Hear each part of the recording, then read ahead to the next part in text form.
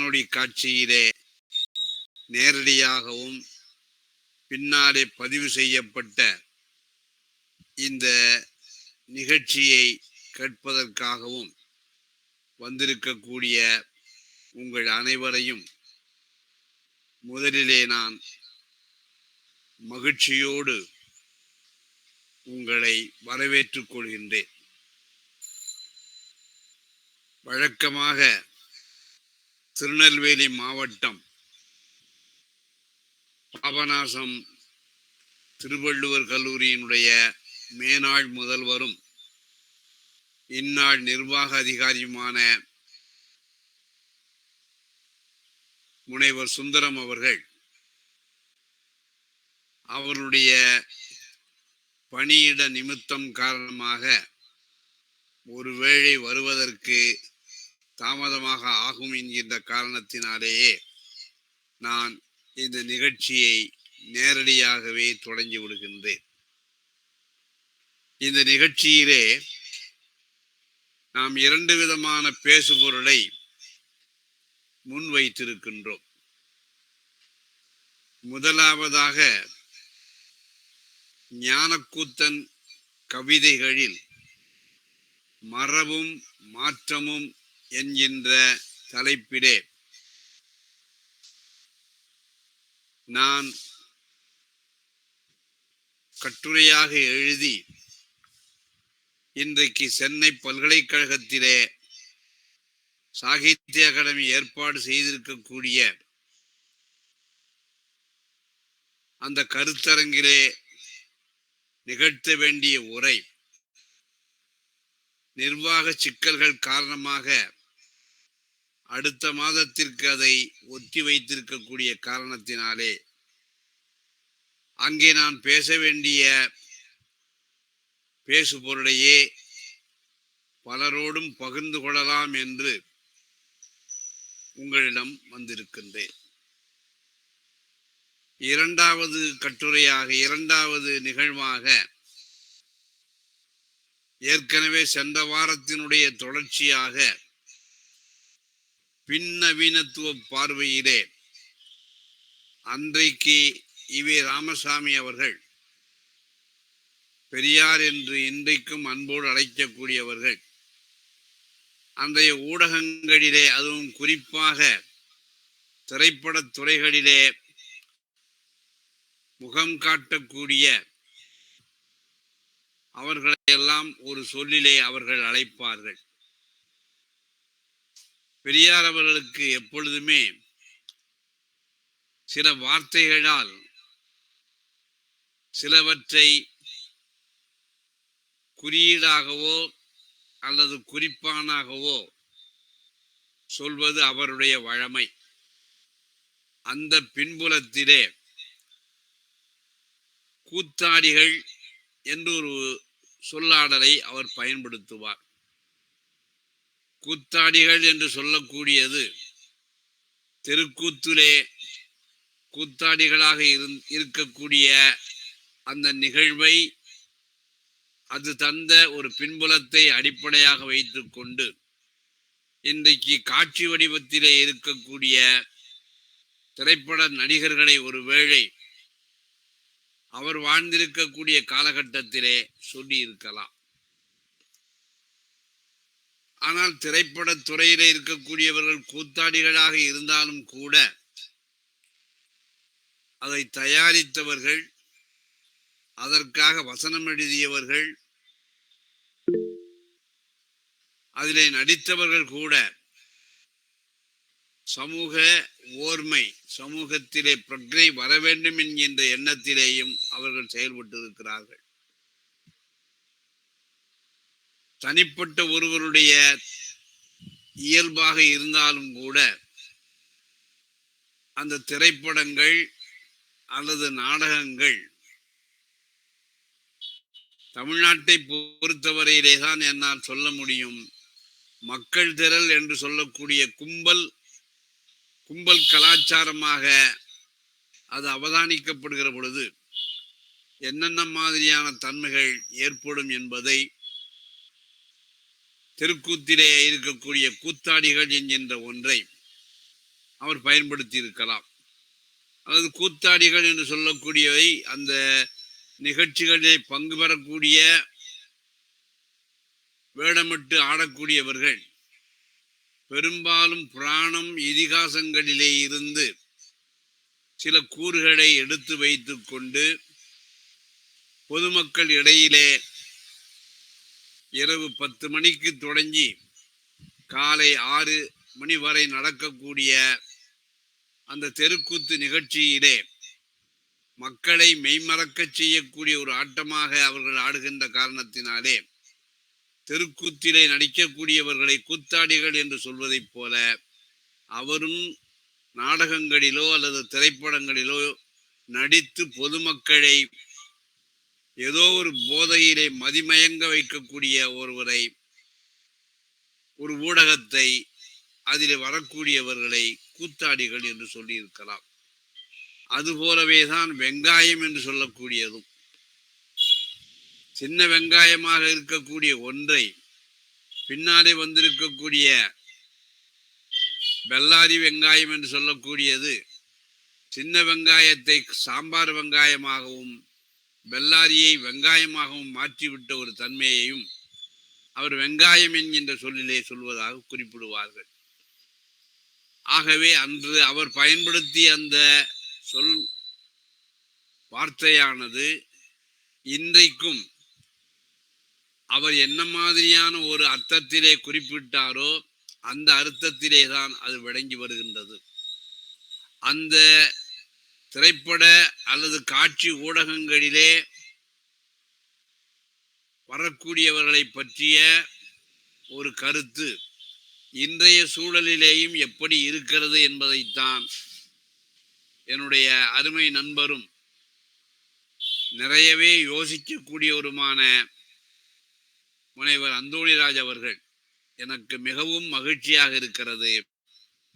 அவர்கள் தொடர்ந்து நம்முடைய நிகழ்ச்சியிலே பங்கேற்பதோடு மட்டுமல்லாமல் அவர் பேசிய பேச்சினை விரிவாகவே ஒரு நூலாகவே கொண்டு வர இருக்கிறார் என்பதை அறிகிற பொழுது அந்த கட்டுரைகளிலே வெளிப்பட்டிருக்கக்கூடிய விஷயங்கள்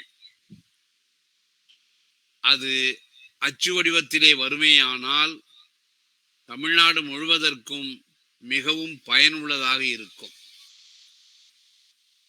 ஆக அவர் அந்த பின்னவீனத்துவம், கூத்தாடிகள், பெரியாருடைய பார்வை என்கின்ற தலைப்பிலே அவர் பேச இருக்கின்றார். நான் பேச இருக்கக்கூடியது ஞானக்கூத்தனுடைய கவிதைகள் தான். ஞானக்கூத்தனுடைய கவிதைகள் என்று சொல்கின்ற பொழுது தமிழிலே நாம் சங்க இலக்கியங்களிலே இருந்து 20ஆம் நூற்றாண்டினுடைய தொடக்கத்திலே பிச்சமூர்த்தி, கானா சுப்பிரமணியம், அரூப் பிரமிழ், பின்னாலே எழுத்து பத்திரிகைகளிலே எழுதியிருக்கக்கூடிய பொதுக்குரல்களிலே வந்திருக்கக்கூடிய கவிஞர்கள், மீட்சி, விண்ணப்பம் என்று கவிதை தொகுப்பு வெளியிட்ட சி மணி போன்றவர்கள், அவர்களோடு எண்ணத்தக்க புது கவிதைகளை எழுதிய ஒரு சாதனையாளர் ஞானக்கூத்தன் என்பதை நாம் நினைவிலே கொள்ள வேண்டும். இந்த ஞானக்கூத்தனுடைய கவிதைகளிலே மரபும் மாற்றமும் என்பது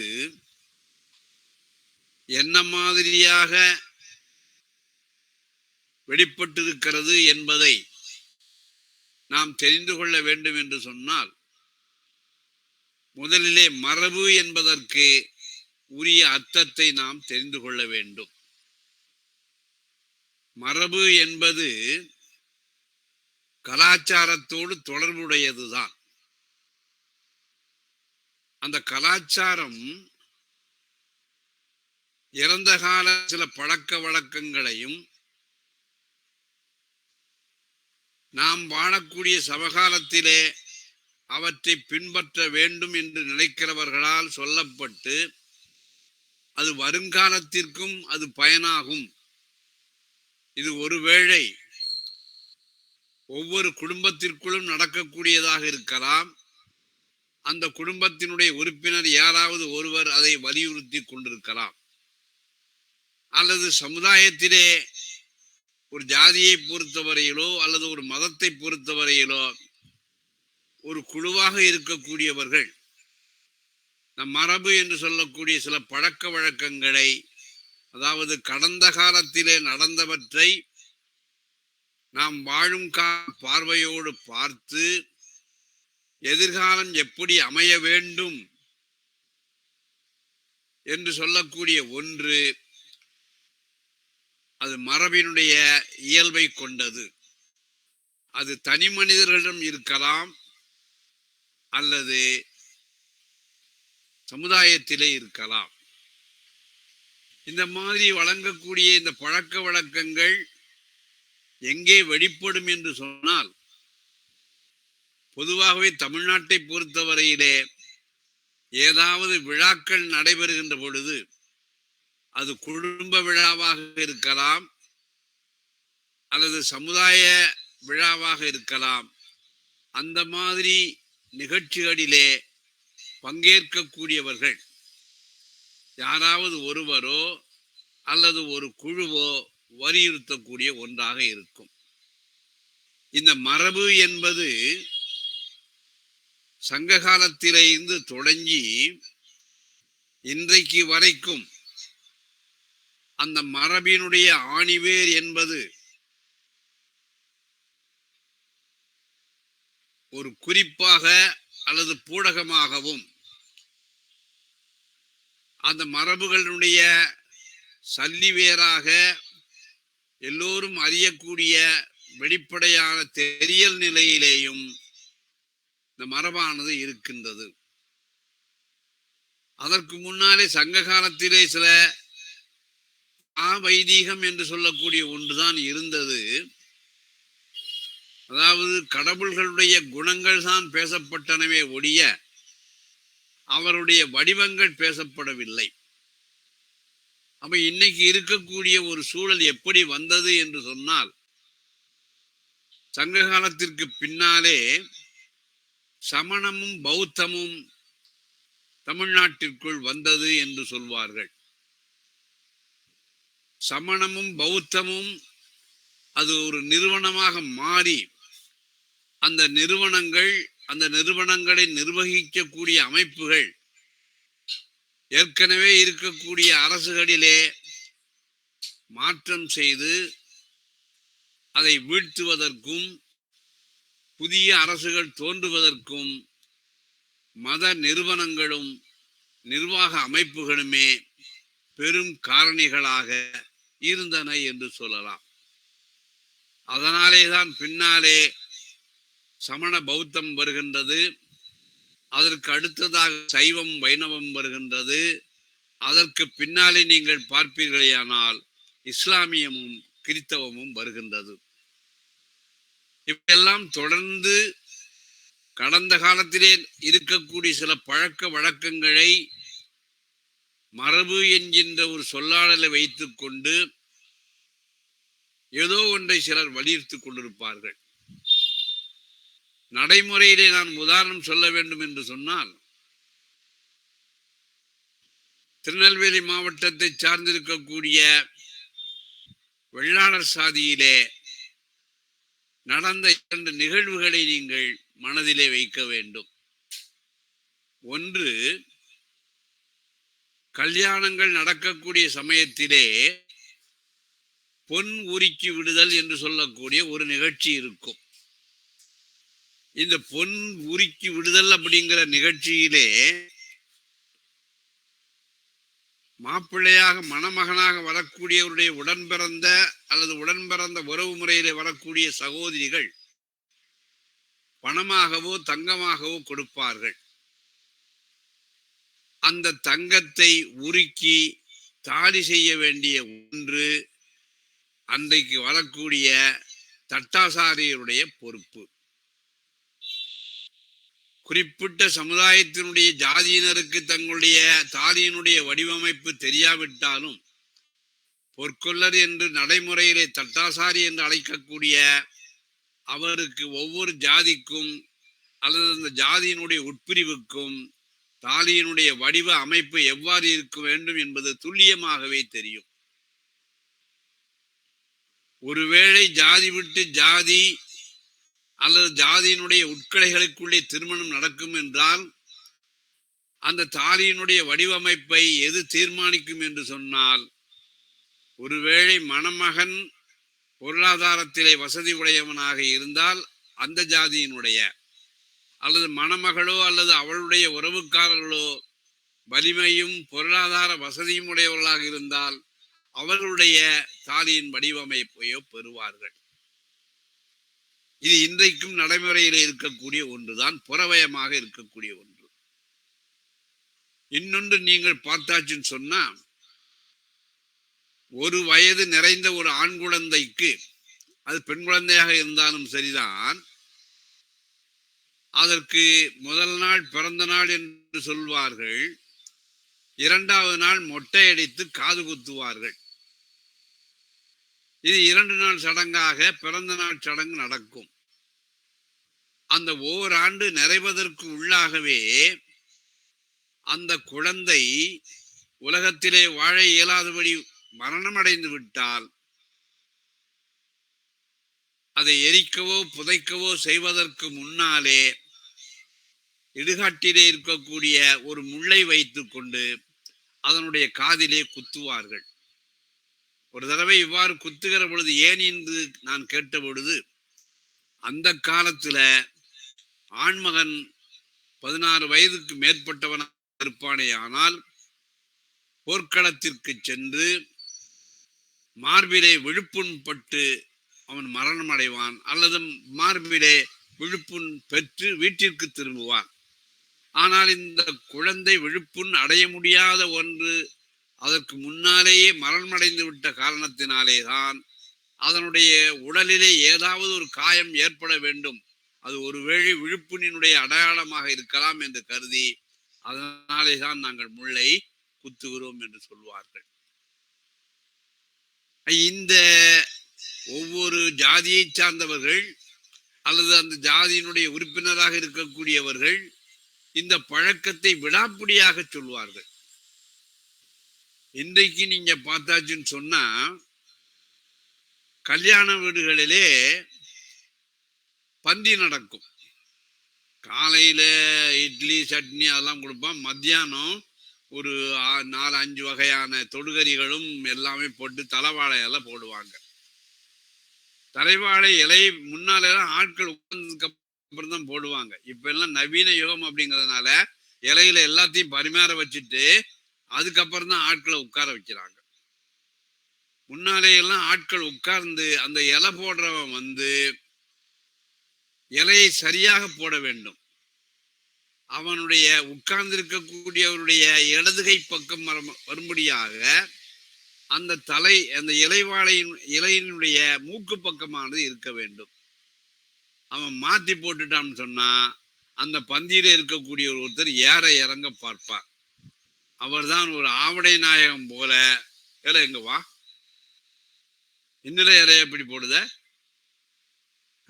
இவனுக்கெல்லாம் முன்ன பின்ன செத்தாதான சுடுகாடு தெரியும். சந்தர்ப்பம் தெரியாமல் எதை சொல்லக்கூடாது என்று நினைக்கிறோமோ அதையும் சொல்லி விடுவார்.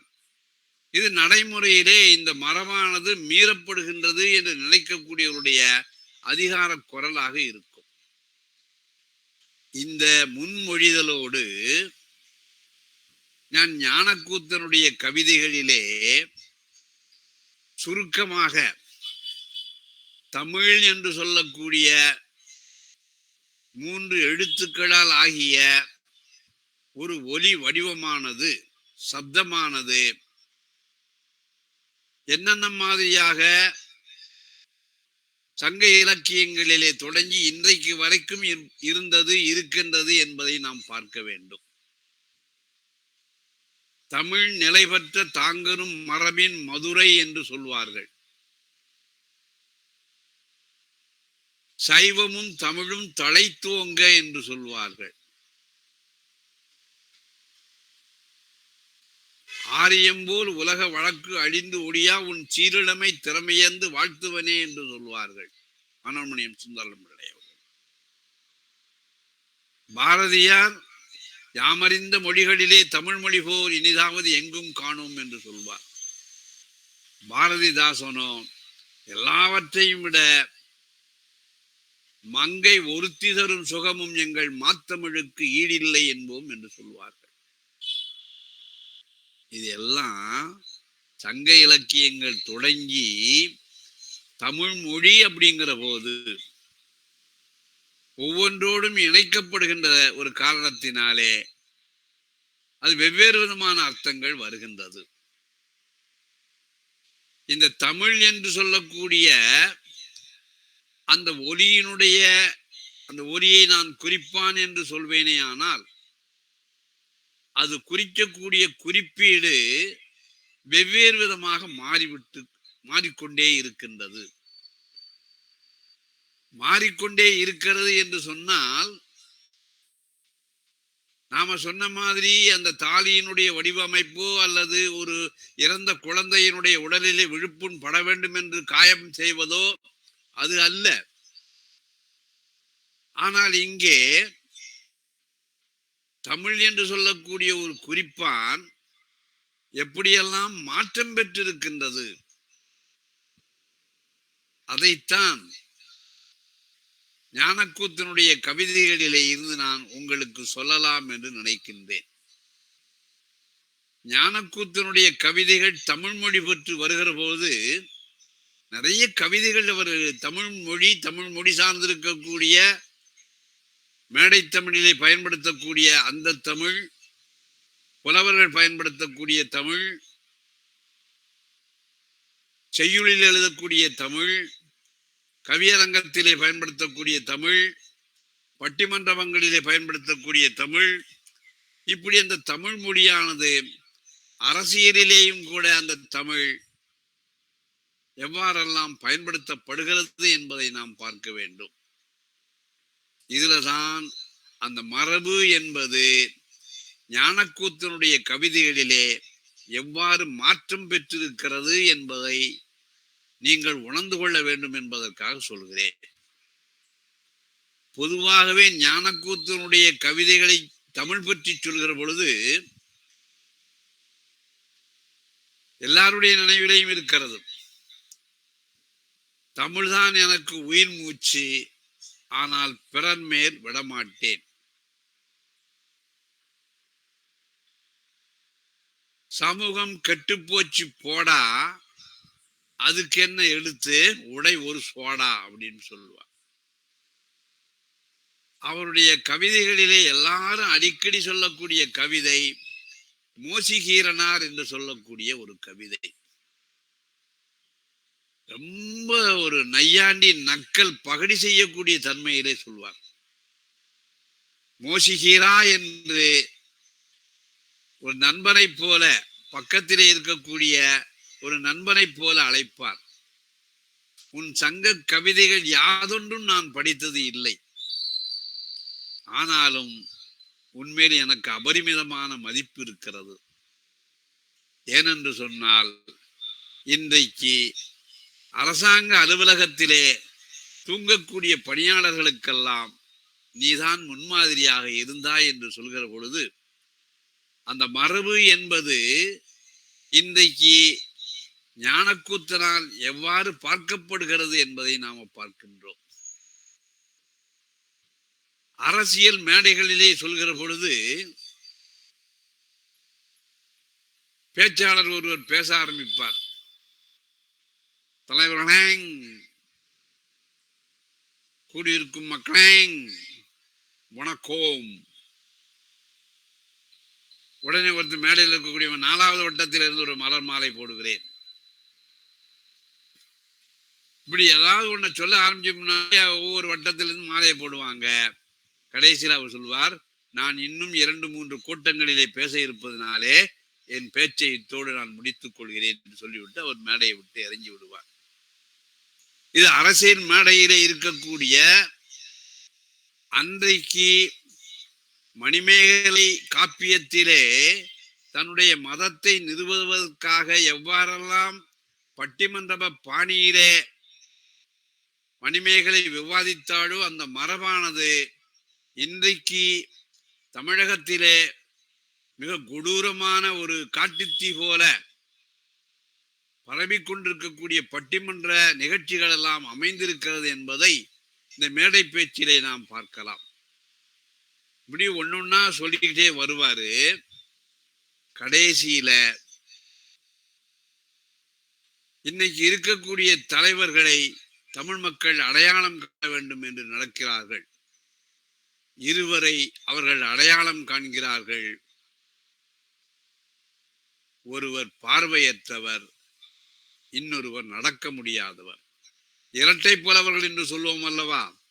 அந்த இரட்டை புலவர்களும் இரண்டு விதமாக இருந்தார்கள். அவர்கள் நடக்க முடியாதவருக்கு கண் பார்வை தெரியாதவருடைய தோள் மேல் ஏறி பாதையை சொல்ல சொல்ல கண் தெரியாதவர் கொண்டு போயிருப்பார் என்கிற மரபு இன்றைக்கு தமிழ் மக்களுடைய அடையாளமாக இருக்கிறது.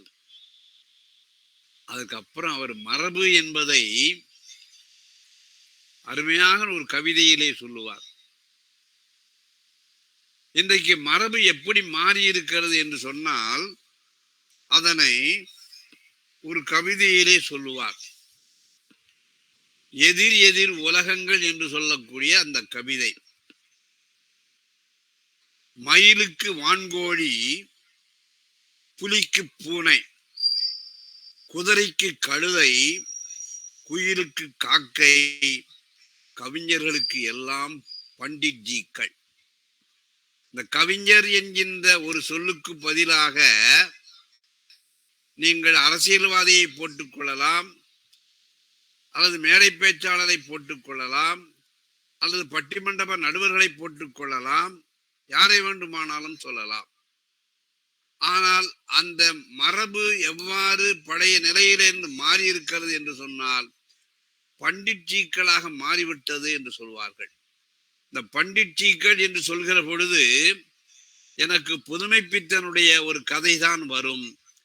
திருக்குறள் செய்த திருக்கூத்து என்று சொல்லி ஒரு கதை எழுதியிருப்பார். அந்த திருக்குறள் செய்த திருக்கூத்திலே வரக்கூடிய அந்த பள்ளியினுடைய தமிழாசிரியரைத்தான் இன்றைக்கு அந்த பண்டிட்ஜிக்கள் என்று சொல்லக்கூடிய அந்த சொல் நமக்கு அடையாளப்படுத்துகிறதோ என்று நீங்கள் நினைப்பீர்களேயானால் அது நமக்கு தெளிவாக வரும். அது போலவே இன்னொரு கதையும் ஒன்று உண்டு. அதையும் நீங்கள் நினைவிலே வைத்துக் கொள்ள வேண்டும். அதை நான் அடுத்த வாரத்திற்குரிய பேசுபொருளாக, விவாதத்திற்கு உரிய ஒரு பொருளாக, ஒரு கதையாக நான் குறித்து வைத்திருக்கின்றேன். அந்த கதையினுடைய தலைப்பு பெயரும் கண்ணாடியும் என்பதாகும். இந்த பெயரும் கண்ணாடியும் என்கின்ற தலைப்பு தமிழவன் எழுதிய கதைக்கு அவர் கொடுத்திருக்கக்கூடிய ஒன்று. சேரநாதன் என்று சொல்லக்கூடிய மிகப்பெரிய அரசியல்வாதி, அவனுடைய மகன் சேரன் செங்குட்டுவன் ஆங்கிலப்பள்ளியிலே படித்துக் கொண்டிருக்கிறான். ஆனால் அவன் தன்னுடைய நண்பர்களோடு பழகிய காரணத்தினாலே கொஞ்சம் சேட்டை பண்ணக்கூடியவனாகவும் இருக்கிறான். இவர் ஒரு பெரிய அரசியல் கூட்டத்திற்கு போகக்கூடிய இவருடைய சட்டையிலே தன்னுடைய பேனாவில் இருக்கக்கூடிய மையை உதறி அந்த சட்டையை பாழ்படுத்தி விடுகிறான். அந்த எரிச்சலோடு வீட்டிற்கு வருகிறார். வருகின்றவர் தன்னுடைய மனைவியை பார்த்து, உன் மகன் ரொம்ப என் சட்டையெல்லாம் வம்பாக்கி விட்டான், எங்க போறீங்க அப்படின்னு சொல்லியாச்சுன்னு சொன்னால் ஏதோ ஒரு மிகப்பெரிய விழா. இந்த விழாவிலே இவருடைய கட்சியை சார்ந்திருக்கக்கூடிய ஒருவர் வளவன் துறை என்று இப்பொழுது பெயரை வைத்திருக்கிறார். அந்த வளவன் துறை என்று சொல்லக்கூடிய இப்பொழுதுள்ள பெயருக்கு முன்னாலே அவருடைய பழைய பெயர் என்று சொன்னால் வளவன் துறை அலயாஸ் காளியாண்டி என்று நம்ம நக்கலாகவே அந்த தமிழவன் அந்த கதையிலே குறிப்பிடுவார். பின்னாலே அவர் பாட்ட சட்டையெல்லாம் மாத்திட்டு கூட்டத்துக்கு போயிடுவார். போயிட்டு வந்தவுடனேயே எல்லாரும் அவருடைய புகழ்பாடிகள், அவரால் சலுகை பெற வேண்டும் என்று நினைக்கக்கூடியவர்கள், ஐயா நீங்க அந்த கூட்டத்துல பேசுறத பார்த்தா அன்னைக்கு ரயில் முன்னாலே நீங்கள் வீழ்ந்து தமிழ்நாட்டினுடைய ஒரு பெயரை ஆங்கிலத்திலிருந்து மாற்றுவதற்காக நீங்கள் செய்த போராட்டம் மாதிரி இருந்ததெல்லாம் என்று சொல்வார்கள். பெரிய டேப் ரெக்கார்டு அந்த பேச்சை பதிவு செய்து ஒலிபரப்புவார்கள். அந்த நேரத்தில் தான் சேரன் செங்குட்டுவன் என்று சொல்லக்கூடிய அந்த ஆங்கில பள்ளியிலே படித்துக் கொண்டிருக்கக்கூடியவன் தன்னுடைய அம்மாவிடத்து ஒரு கண்ணாடியை, முகம் பார்க்கக்கூடிய கண்ணாடியை கொண்டு வந்து தருவான், கொண்டு வர சொல்லுவான். அவளும் கொண்டாந்து தருவா. அதை பார்த்துட்டு, எம்மா இந்த கண்ணாடியில தெரியக்கூடிய இவன் சேரன் செங்குட்டுவனா அல்லது நான் சேரன் செங்குட்டுவனா என்று அழத் தொடங்குவான். அவளும் எதற்காக அழுகிறான் என்று தெரியாமல் அவளும் மனதிலே வருத்தம் கொள்ளுவார். இது பெயரும் கண்ணாடியும் அப்படிங்கிறதுதான். நீங்க முடிவெட்டக்கூடிய கடைகளிலே போய் பார்ப்பீர்களே, ஆனால் உங்களுக்கு நேராக ஒரு கண்ணாடி ஒன்று இருக்கும். அது உங்களுடைய முகத்தை பிரதிபலிக்கும். உங்களுடைய பின்பக்கம் எப்படி முடிவெட்டப்பட்டிருக்கிறது என்று நீங்கள் பார்ப்பீர்களே, ஆனால் பின்பக்கம் ஒரு கண்ணாடி இருக்கும். பின்பக்கத்திலே கண்ணாடியிலே தெரிஞ்சிருக்கக்கூடிய பிம்பம் மறுபடியும் முன்னால் இருக்கக்கூடிய பிம்பத்தை வெளிப்படுத்தும். இப்படி பிம்பங்கள் பிம்பங்கள் பிம்பங்களாக மாறி மாறி பிம்பங்கள் தான் நம் கண் முன்னாலே தெரியுமே ஒழிய அந்த நாற்காலி மேல் இருக்கக்கூடிய நம்முடைய உண்மையான உருவம் என்பது மறைந்து போய்விடும்.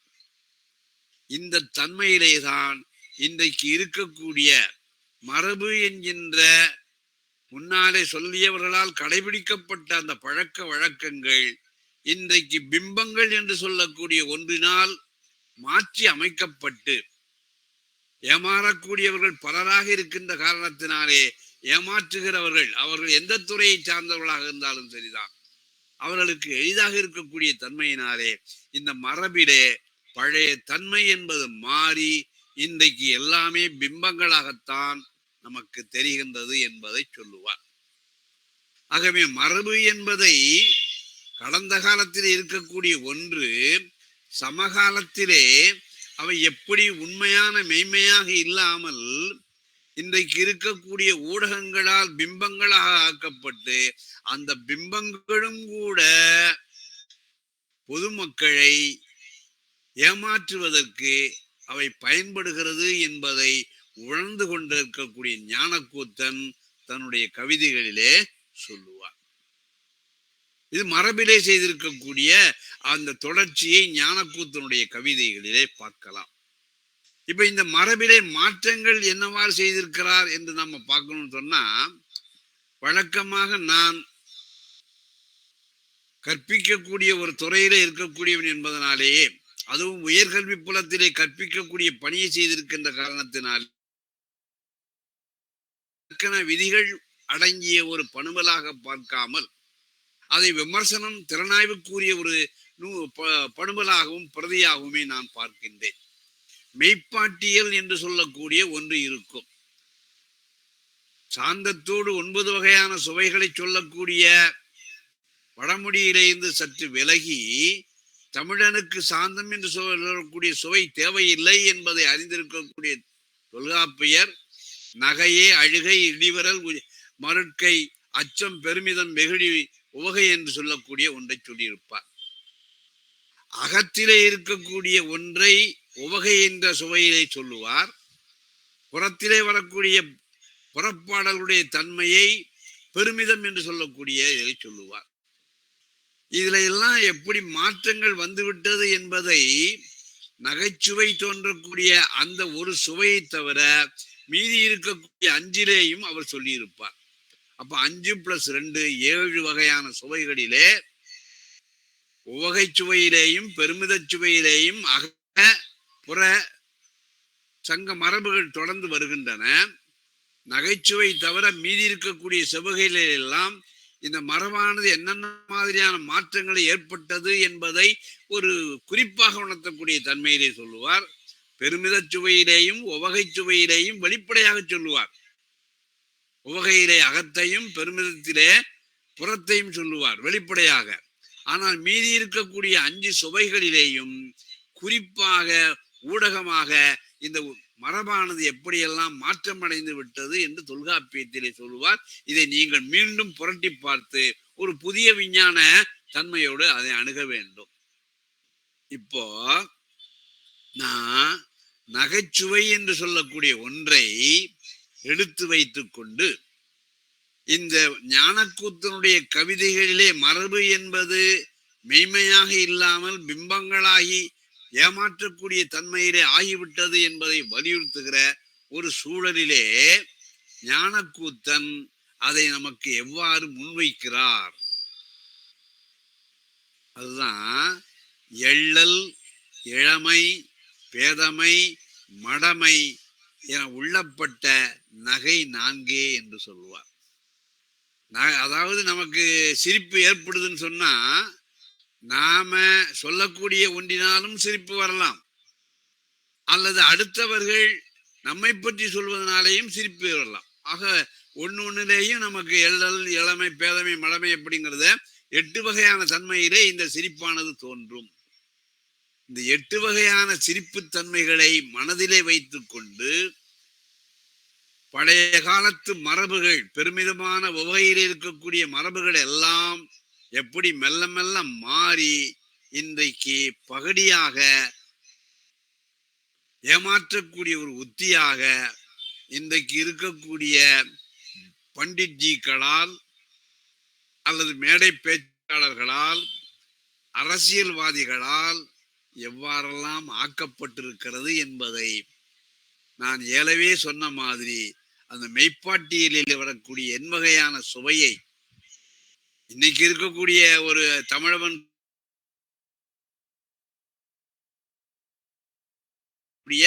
நடுவனானது, அந்த நடுவனானது சுவையையும் நாம ஏற்றுக்கொள்ள வேண்டும். அதைத்தான் உரையாசிரியர்கள் சொல்லியிருப்பார்கள். ஆனால் நாம தொல்காப்பியத்தில் உள்ளபடி சாந்தம் என்று சொல்லக்கூடிய அமைதி சுவையை ஏற்பது இல்லை.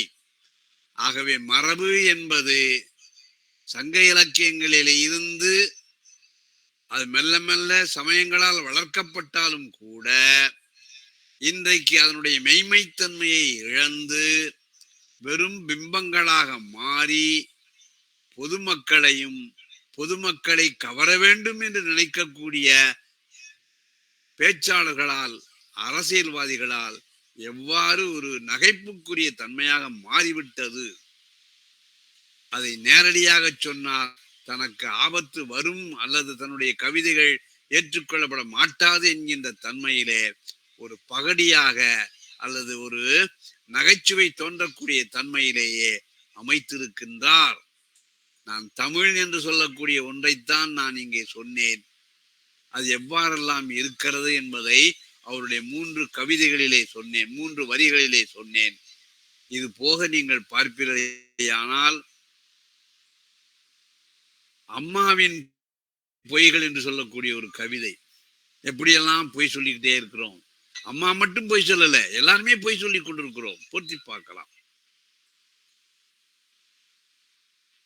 வனிதையர் என்று வந்துவிட்டால் என்றைக்குமே வம்பு என்று 2 வரியில சொல்லி விடுவார்.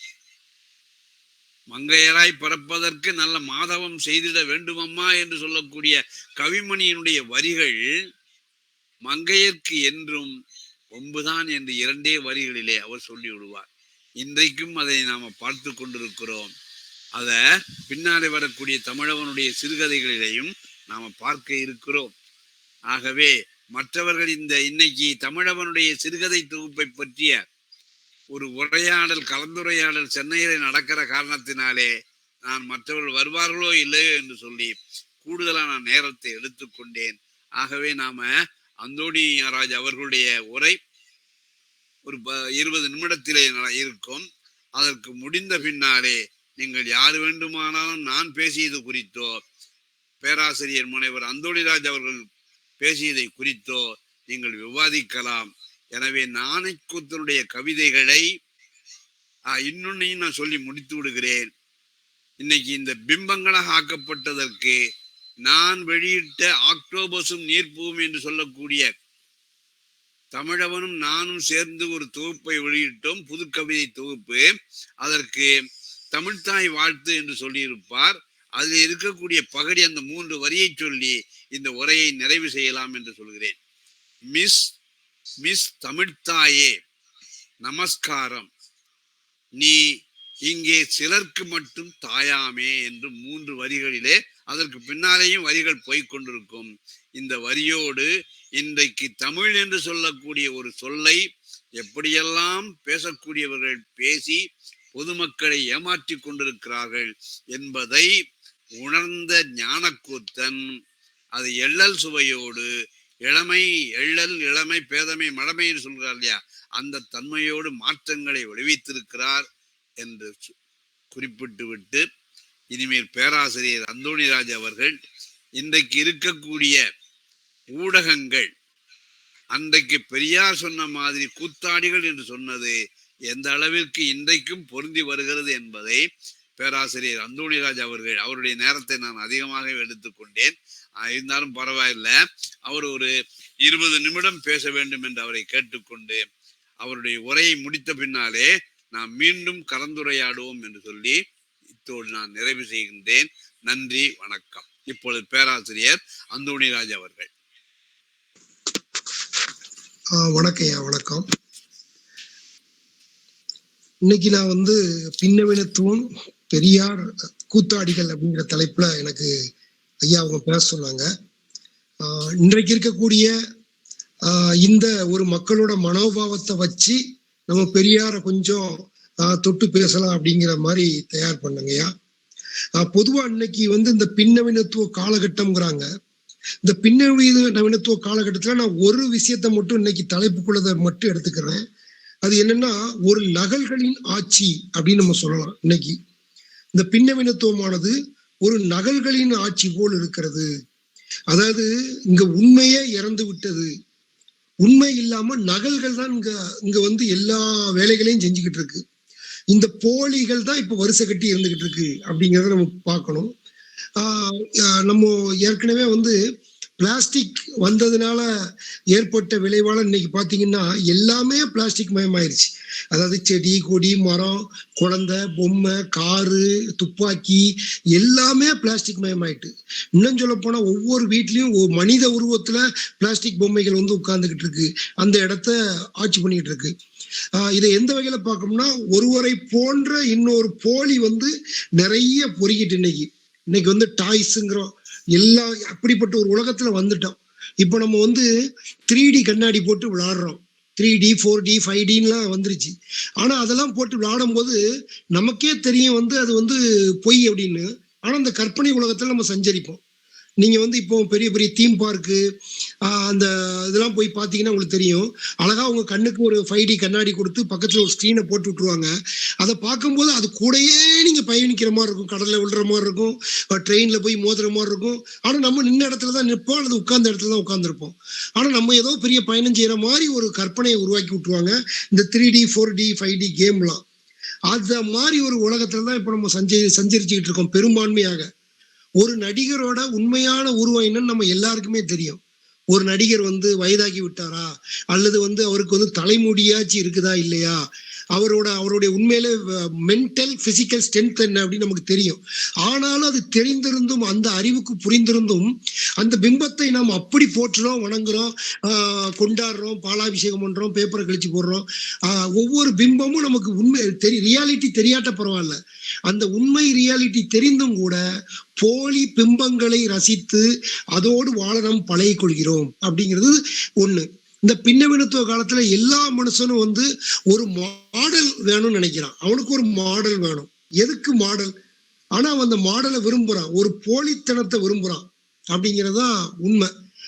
இப்போ பொருட்களோட மதிப்புங்கிறத தாண்டி எந்த பொருளோட அந்த பிராண்டுக்குள்ள வேல்டுக்குள்ள நம்ம வந்துட்டோம். அதான் கார்ல் மார்க்ஸ் கூட இத ஒரு கட்டுரையில சொன்னாங்க. கார்ல் மார்க்ஸ் கூட அதை சொல்லியிருப்பாங்க.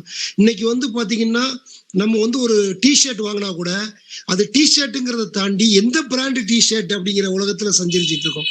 ஒரு ஷூ வாங்கினா கூட அது காலுக்கணியில ஷூன்னு பாக்குறது கிடையாது, எந்த பிராண்டு ஷூ அப்படிங்கிறத பாக்குறோம். இப்படி எல்லா விஷயத்திலயும் ஒரு பிராண்டு தன்மை, ஒரு பிம்பத்தன்மை, ஒரு போலித்தன்மை, ஒரு வணிகத்தன்மை. இந்த பின்னவீனத்துவ காலத்துல பாத்தீங்கன்னா அறிவே வணிகமயமா மாறிட்டு. நீங்க அறிவுங்கிறது எப்படி, அது ஒரு வணிகமா மாறிடுச்சு, அது ஒரு வியாபார சரக்காயிட்டு. இன்னைக்கு சோப்பு சீப்பு மாதிரி அறிவும் ஒரு வியாபார சந்தையா மாறிட்டு. இப்படிப்பட்ட சூழ்நிலையில நம்ம வந்து இந்த இந்த போலித்தனமான ஒரு சினிமாக்கள் அல்லது இந்த கூத்தாடிகள் சம்பந்தப்பட்ட விஷயத்தை நம்ம எப்படி அணுகலாம் அப்படிங்கிறத ஒண்ணு பார்க்கணும். அப்படிங்கும் போது இந்த பெரியாருக்கும் இந்த இதுக்குமான தொடர்பு என்ன, அவர் எப்படி பேசியிருப்பார் அப்படிங்கிறது. அடிப்படையில பெரியார வந்து எல்லாரும் அவரை வந்து அவரை பத்தி பேசுறதுக்கு விவாதிக்கிறதுக்கு அடிப்படை காரணம் அவர் சொன்ன சுயமரியாதைங்கிறது ஒண்ணு. அவர் அடிப்படையில மனிதன் எல்லாரும் சுயமரியாதையா இருங்க, மனிதனும் மனிதனும் சமம், அவ்வளவுதான், ஒருத்தனை சமமா இருக்கணும். இந்த இந்த சுயமரியாதைங்கிறது வந்து ஆதிக்க சக்திக்கு பெரிய சம்மட்டி அடியா இருக்கு. ஒண்ணு, நம்ம மனித மனம் எல்லாமே எப்படி இருக்குன்னா, தனக்கு கீழே யாராச்சும் ஒருத்தர் இருக்கணும், இதான் மனித எண்ணம். அது எந்த கேட்டகரியில யார் இருந்தாலும் சரி, எனக்கு கீழே யாராச்சும் ஒருத்தர் இருக்கணும் அப்படிங்கிற ஒரு எண்ணத்தை நம்ம பார்க்கிறோம். பெரியார் வந்து மறைந்த இன்றைக்கு ஏறக்குறைய 52 ஆண்டுகள் ஆயிடுச்சு. ஆனா இன்னைக்கும் கூட அந்த பெரியார் சிந்தனையை வந்து நம்ம குடும்பத்துல கூட விவாதிக்க முடியாத சூழ்நிலை தான் இருக்கு. ஒரு பெண் வந்து பெரியார் பேசிய பெண்ணியத்தை வந்து தன் குடும்பத்துல வந்து விவாதிக்க முடியுமா? விவாதிக்க முடியல. பெண் மட்டுமல்ல, ஒரு ஆணே கூட தனது குடும்பத்தில் தனது சாதியை தாண்டி, தன்னுடைய மத உணர்வை தாண்டி, கடவுள் நம்பிக்கையை தாண்டி, பெண் சார்ந்த அடிமைத்தனத்தை தாண்டி, ஒரு ஆடவனோ பெண்ணோ தன் குடும்பத்தில் இருக்கக்கூடிய தாய் தந்தையிட்ட கூட விவாதிக்க முடியாத அளவுக்கு அவருடைய சிந்தனை இருக்கிறது அப்படிங்கிறதுதான் உண்மை. இன்னொன்னு, இது இன்னைக்கும் கூட பெரியாரை பத்தி நிறைய விவாதிக்கோம்னா இது அவருக்கு கிடைத்த மிகப்பெரிய வெற்றி தான். இன்னைக்கும் அவர் ஒரு பேசு பொருளா இருக்கார். இது எல்லாருக்கும் வாய்க்காது. நம்ம பெரியாருங்கிற பிம்பத்தை தாண்டி அந்த கருத்தியல் மோதல் வந்து இன்னும் நடந்துட்டு இருக்கதே வந்து அது ஒரு நல்ல விஷயம்தான். அந்த கருத்தியல் வந்து எவ்வளவு ஒரு வலிமையான கருத்தியலா இருந்தா 52 ஆண்டுகள் கழிச்சு இன்னைக்கும் அந்த கருத்தியலோட நம்ம மோதிக்கிட்டு இருப்போம் அப்படிங்கிறது. அரசியல் சார்ந்த கருத்தியல் அது ஒரு அதிர்வை ஏற்படுத்தி இருக்கு. பிம்பத்தை தாண்டிய கருத்துக்களுக்கு சம்மட்டி அடி கொடுக்கு அவருடைய இது. அதுக்கு காரணம் என்னன்னா அந்த ஐடியாலஜி பவர் அப்படிங்கிறதுதான். அது வந்து பாலியல் குறிச்ச, ஜாதி சமயம் குறிச்ச, ஒடுக்கப்பட்டவர் குறிச்ச அந்த ஐடியாலஜி பவர் இருக்கு பாருங்க, அதுதான் இன்னைக்கு வரைக்கும் அவரை பெரியார கொண்டாடுற அளவுக்கு இருக்கு. அதே சமயம் இன்னைக்கு ஒரே ஒரு விஷயத்த நம்ம தெரிஞ்சுக்கணும்.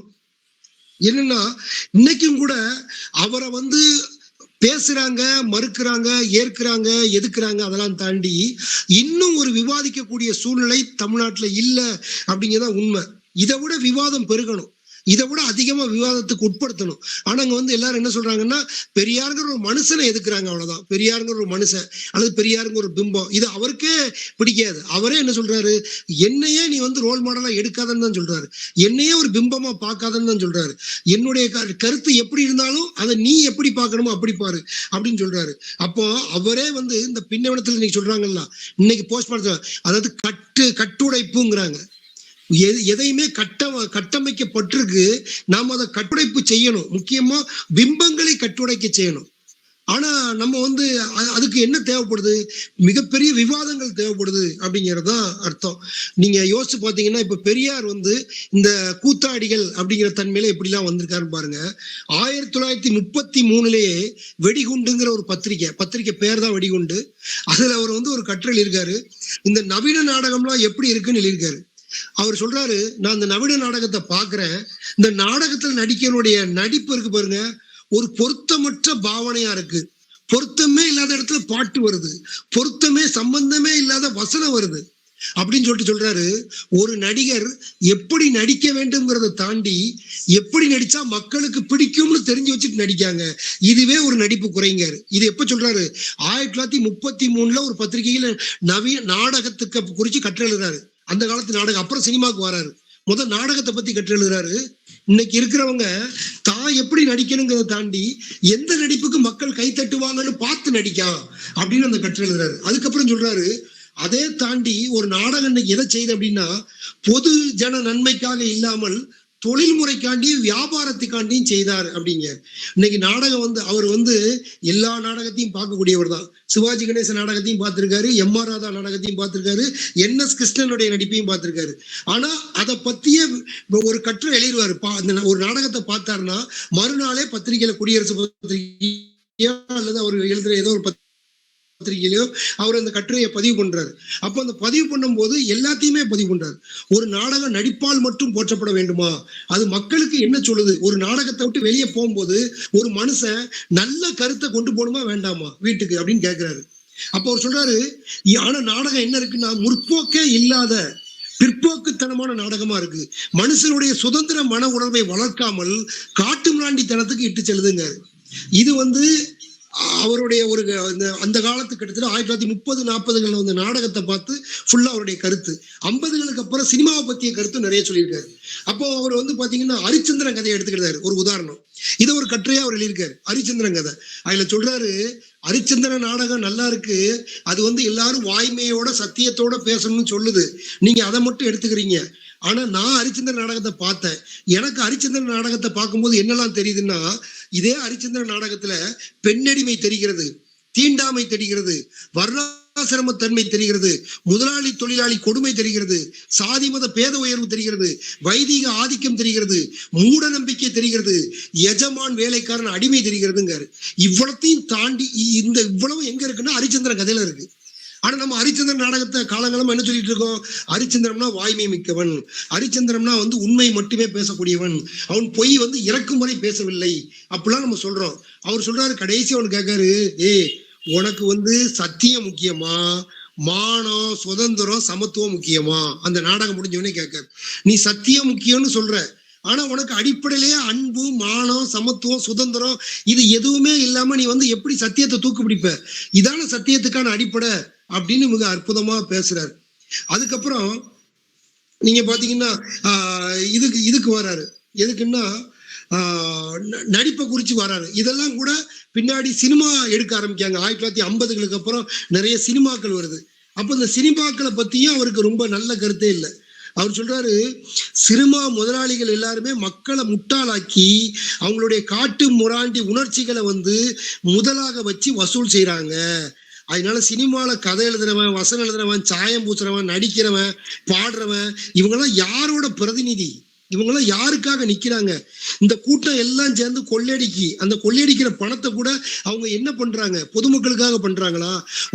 ஒரு திரைப்படங்கிறதே வியாபாரத்துக்காண்டி தான் நடக்கே தவிர பொதுமக்களுடைய நன்மைக்கு நடக்கவே இல்லைன்னு அவர் சொல்றாரு.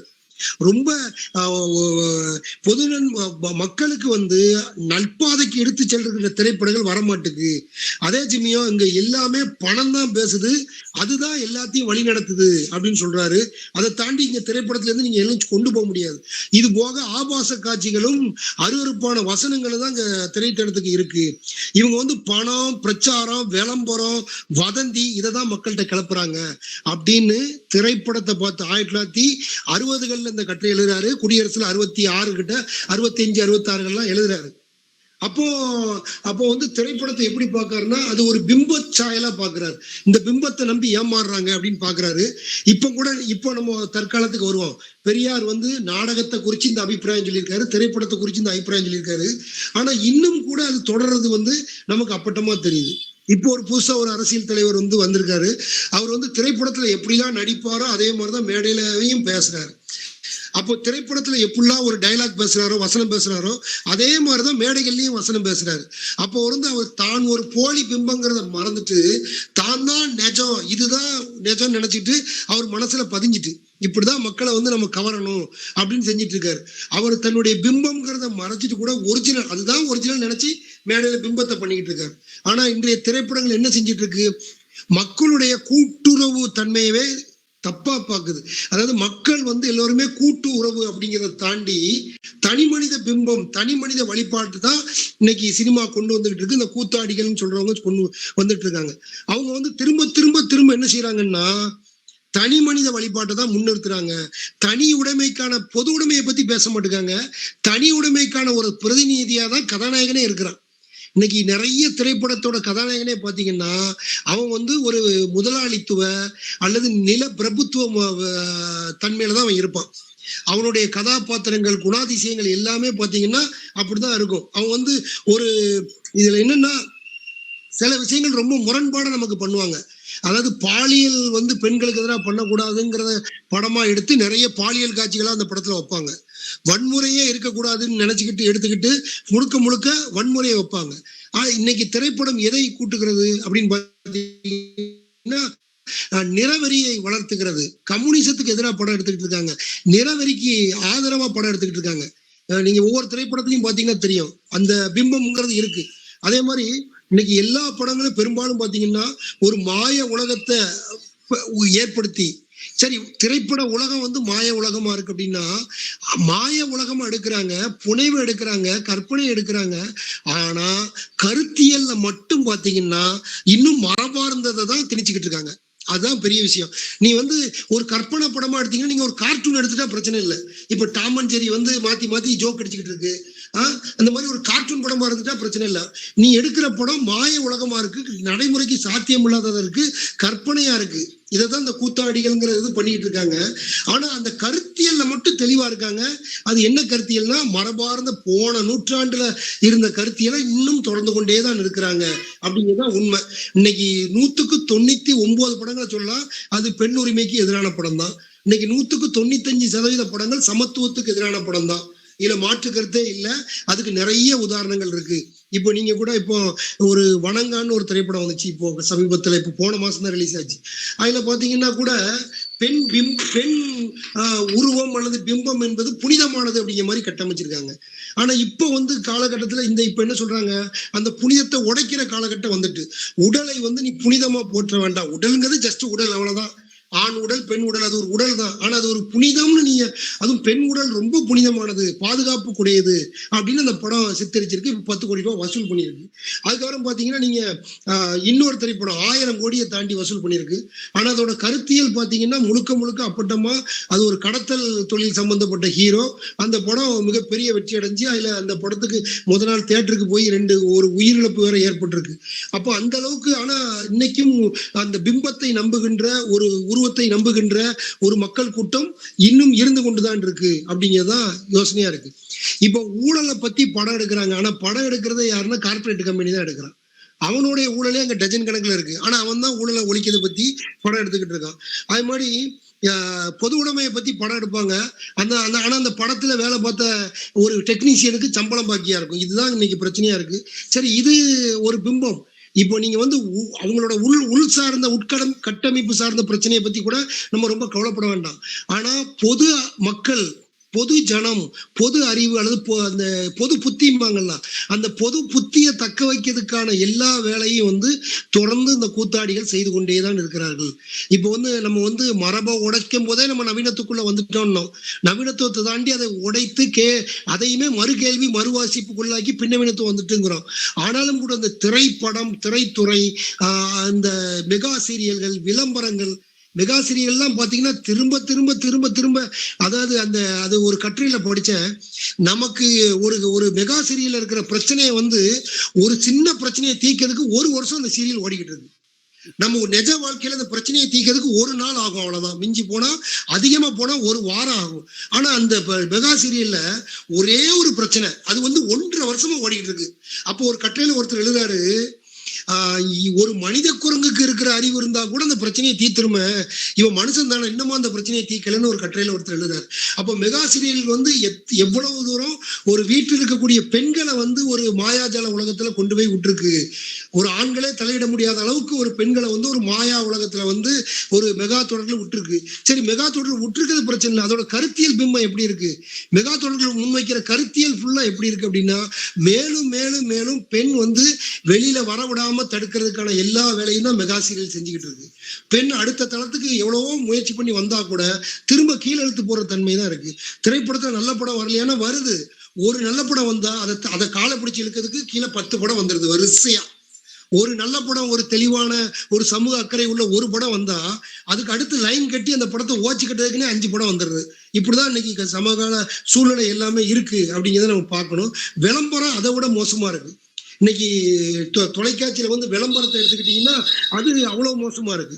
ஒரு பைக் விளம்பரத்துல பாத்தீங்கன்னா ஒரு பெண் ஒருத்தன் கூட பைக்ல போய்கிட்டு இருக்கா, இன்னொரு பைக்ல வரான், அந்த பைக் அழகா இருக்கு, இந்த பெண் டக்குன்னு இறங்கி அந்த பைக்ல போய் உட்கார்ந்துடுறான். ஏன்னா அந்த பைக்கான விளம்பரம் அப்படி.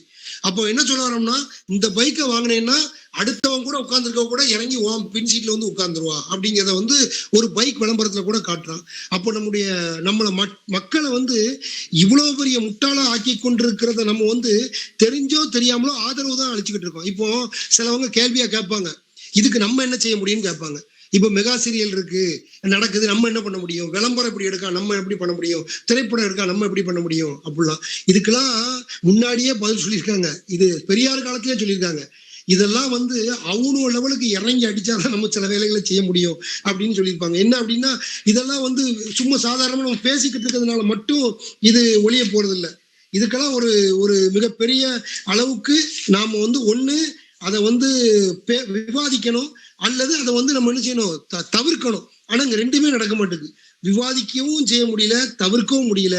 நம்ம வாழ்க்கையோட தொடர்ந்துகிட்டு இருக்கு. நம்ம கேட்கலாம் சினிமா என்ன அவ்வளவு பெரிய விஷயமான, ஆனா உண்மையிலேயே இன்னைக்கு இருக்கிற இளைஞர்களை வந்து பெரும்பான்மையாக, இன்னைக்கு மட்டும் இல்ல கடந்த 50 ஆண்டு கால வரலாறு பார்த்தீங்கன்னாலே தெரியும், பெரும்பாலும் நம்ம வாழ்க்கையோடு தொடர்புடையதா தான் இந்த சினிமா இருக்கு.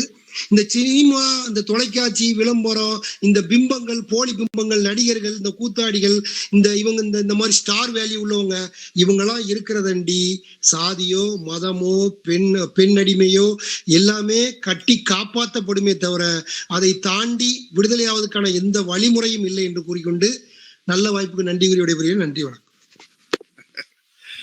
பேராசிரியர் அந்தோணிராஜ் அவர்கள், குத்தாடிகள் அப்படிங்கிற ஒன்று இன்னைக்கும் தொடர்ந்துகிட்டு தான் இருக்குது. அப்போ வந்து என்ன சொல்லுவான்னு சொன்னா, ஒரு சீரியல் ஓடிக்கிட்டு இருந்தது, மெட்டி ஒலின்னு சொல்லி ஒரு சீரியல். எனக்கு சாப்பாடு வந்து 7:30 8 மணிக்கு முடிஞ்சிடும். 8:30க்கு வீட்டில் சாப்பாடு ரெடி ஆகிட்டு வந்துருங்க அப்படின்னு எல்லாரும் ஒரு சொல்லுவாங்க, மெட்டி ஒலிக்கு பின்னாலே தான் ரொட்டி ஒலி வரும் அப்படின்னு சொன்னான். இப்ப எனக்கு சாப்பாடு எப்படி வருது, எப்ப வருதுன்னு சொன்னா அநேகமா 10 மணி ஆயிடுது. 10 மணி ஆனா கூட பரவாயில்ல, நான் இடையில என்னத்தையாவது நொறுக்கு தின்னுட்டே இருப்பேன். இந்த தொலைக்காட்சியில வரக்கூடிய நாடகங்கள் அது ஒரு மிகப்பெரிய ஒரு செயலை செஞ்சுக்கிட்டு தான் இருக்கு. வீட்டம்மா மற்ற டிராமாக்கள்ல தூங்கி இருந்தாலும் கூட 7:30 மணிக்கு மேல ஆரம்பிச்சு 10 மணி வரைக்குள்ள டிராமாக்களை அவங்க முழிச்சிருந்து பார்ப்பாங்க. நான் அவங்களுக்கு தொந்தரவு பண்ணக்கூடாது அப்படின்ட்டு நமக்கு கடைசி காலம் வரைக்கும் சாட்சியம் தான், இந்த முன்தாசா தான் அப்படின்னு சொல்லி முன்தாசால உட்காந்துக்கிட்டு என்னத்தையாவது படிச்சுக்கிட்டு எழுதிக்கிட்டே இருப்பேன். திடீர்னு அவங்க வசனம் எழுதிடுவாங்க, அப்படி போடு, சவுட்டு 4 விடு, அந்த பேர் ஏன் உள்ள விட்ட வீட்டுக்குள்ள. அப்ப இவங்க என்ன செய்யறாங்கன்னா, இவங்க நிஜமான ஒரு நாட்காலியில உட்கார்ந்து பார்க்கக்கூடியவர்களாக இல்லாமல் இந்த நாடகம் என்ன செஞ்சிருதுன்னு சொன்னா, அந்த நாற்காலியை விட்டுட்டு அந்த டிவிக்குள்ள அவங்கள தாவ வச்சிருது. அந்த காலத்துல நீங்க தியேட்டர்ல பகல் காட்சியில போயாச்சுன்னு சொன்னா, நீளத்தினாலேயோ கருப்புனாலேயோ திரை போட்டிருப்பாங்க. யாராவது ரொம்ப லேட்டா வந்தவன் வந்து சினிமா கொட்டைக்குள்ள உள்ள வரணும்னு சொன்னா அந்த திரையை விளக்கும் போது இங்க இருந்து ஒரே சத்தம், டேய் திரையை மூடுறா, எவன் திரையை திறக்கான். ஏன்னா அவன் அது வரைக்கும் ஸ்கிரீனுக்கு உள்ள இருந்தவன் இந்த வெளிச்சத்தை கண்ட உடனே என்ன ஆயிருந்தான், திரைக்கு வெளியில வந்து நிஜமான ஆளா மாறிடுறான். கோமல் சாமிநாதன் கூட ஒரு நாடகம் எங்க கல்லூரியில் நடிக்க வந்திருந்த போது ஒரு காட்சி ரொம்ப உணர்ச்சிவசமான காட்சியா இருக்கும். எல்லாரும் பார்த்துக்கிட்டு இருக்கவங்க போற நாற்காலி விளிம்புல வந்து உட்கார்ந்துருப்பான்.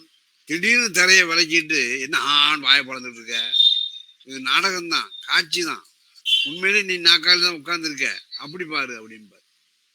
அதாவது நம்மை மாய பிம்பமான ஒரு உலகத்துல சஞ்சரிக்க வைப்பதோடு மட்டுமல்லாமல் நம்ம அப்படியே ஆக்கிடுது.